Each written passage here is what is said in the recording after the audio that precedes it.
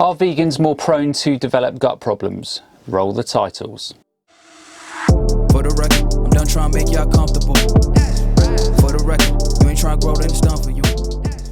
Hey everyone, good to see you again. If we haven't met before, then hi, I'm GojiMan. I'm a qualified nutritionist and soon to be PhD student. I do vegan nutrition videos as often as I can, which answer your health questions under the hashtag AskGojiMan. So if you have a question for me, then hashtag AskGojiMan in the comments below, or alternatively send your video questions through to contact@GojiManNutrition.com. As always, just a quick reminder that I'm now offering the SIBO, organic acid, stool tests and consults via my website. So if you have any health or digestive problems, then consider taking these tests, as they will provide a lot of very detailed information upon which you can start making informed decisions and then start getting your health back on track. And on that bombshell, to the video. So as I said at the start of the video, today's question is whether vegans are more prone to developing gut problems. And spoiler alert, the answer is a categorical no. So if we start with the stomach, now I'm sure you're all aware the stomach produces stomach acid, and if the stomach is too alkaline and not acidic enough, then it can trigger all sorts of problems in the digestive system. Now the first problem in the stomach when your hydrochloric acid has a pH above 3 is that you get undigested proteins and putrefaction, which causes a lot of gas. Now one of the biggest issues when the stomach acid is too alkaline is that it isn't strong enough to kill off pathogens from entering your digestive system.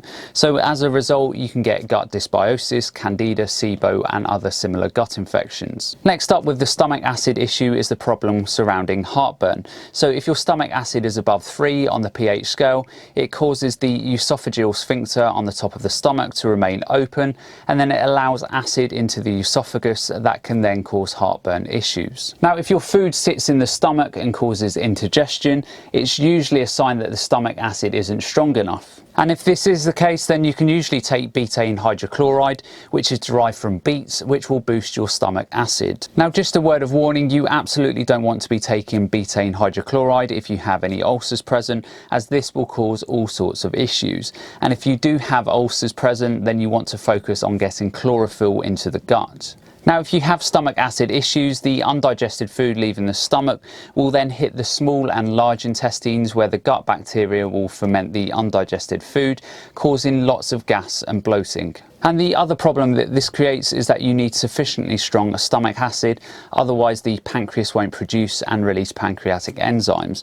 Now enzymes are essentially proteins that will help you break down your food. So as you can see, if your stomach acid isn't acidic enough to start breaking down your food, and the acid isn't acidic enough to release pancreatic enzymes to break down your proteins, fats and carbohydrates efficiently, then you are really going to start running into problems when the food hits the large and small intestines. Now most allergies in the body come from undigested proteins getting into your bloodstream, usually via intestinal permeability or leaky gut.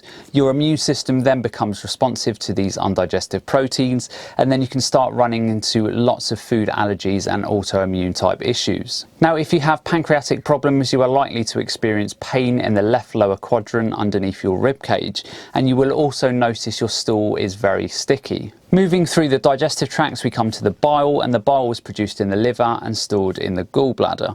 Now bile is pivotal for breaking down fat and releasing those fat-soluble vitamins. Now typical symptoms of gallbladder issues are bloating, burping, or your stool will float in the toilet if you aren't digesting fat properly. Now the next stage in the digestive process is the small and large intestines, and the small and large intestines are well over 30 foot in length. And while you're not supposed to have too many bacteria in the small intestines and large intestines combined, you have trillions of microbes, hundreds of different species of bacteria, yeast, fungus and molds that help you break down your stool, help you produce vitamins, and also help you digest your food. Now there are opportunistic pathogens trying to occupy your intestines that will get into the gut when your stomach acid is low and doesn't kill them off. Now if you have a healthy gut microbiome with lots of lactobacillus, then this isn't normally a problem. Lactobacillus produce lactic acid, and lactic acid makes it very uncomfortable for bad bacteria and yeast to live. Now if you have constipation, candida or yeast problems, or even bad breath, then it's typically a sign that you don't have sufficient good bacteria to help the digestive process in your body. Now, the stomach acid, the pancreatic enzymes, and the bile and gallbladder are when the digestive problems are enabled. But when the pathogens are allowed to enter the body because of these problems, it then can cause lots of other different problems. So, for example, small intestinal bacterial overgrowth can develop, in which you get an overpopulation in the small intestines, which causes the fermentation of your food in the small intestines, which then causes lots of bloating and gas. Also, if you have an overpopulation of bad bacteria or yeast, then these can crowd out your good guys responsible for degrading histamines or oxalates in the gut, and then this can cause further food sensitivity issues. Now, when looking at small intestinal bacterial overgrowth, parasites, H. pylori and other similar gut infections, then they nearly always start when you're exposed to these bacteria and parasites when your immunity is very poor. Or, and equally a massive problem, is our over-reliance on antibiotics and other medications that just decimate our guts. So you have poor immunity in conjunction with poor diets, and you also have trauma caused by medications, etc.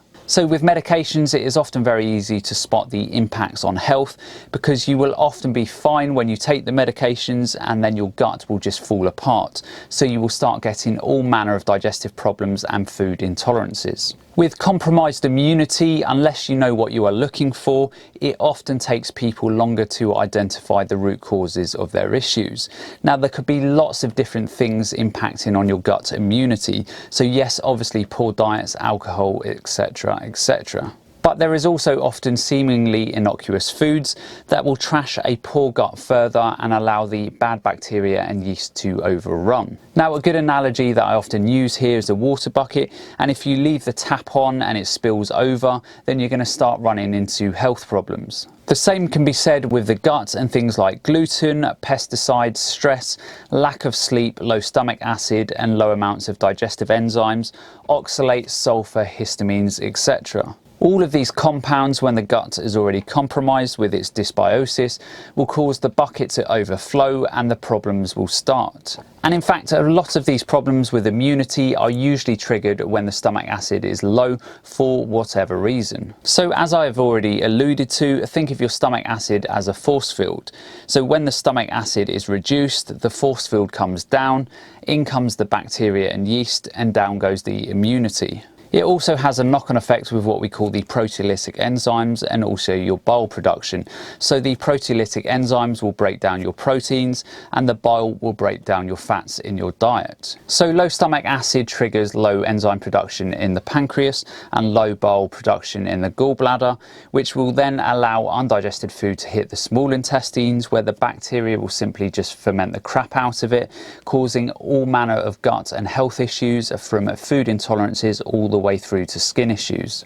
And all of this is likely to cause low IgA levels in the gut, and the IgA is the antibody mucosal layer that protects the gut lining from all of these different nasties. So hopefully you can see how all of this jigsaw comes together. And these gut issues aren't always linear, so when stomach acid is low, you get knock-on effects in terms of bile and enzyme production, and then your immunity goes down. So some people initially get massive bloating and digestive issues, and then these pass, and then another person is left with massive issues with anxiety, depression, brain fog, and all of these other issues, and their doctor is often usually clueless, and it costs them thousands of pounds in the process. Others will have these type of issues plus bloating and cramping, plus food intolerances and maybe skin issues, and it could last 10 to 15 years, and it is often difficult for people to join these dots up. But it's not until a person starts delving into testing such as organic acid tests, stool tests and SIBO tests that their problems are around skin issues, gas and bloating, cramping, diarrhea,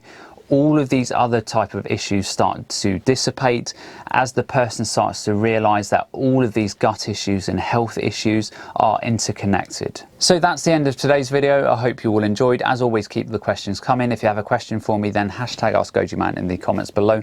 And as always, remember to look after your body, because it's the only place you have to live. And I'll see you next time.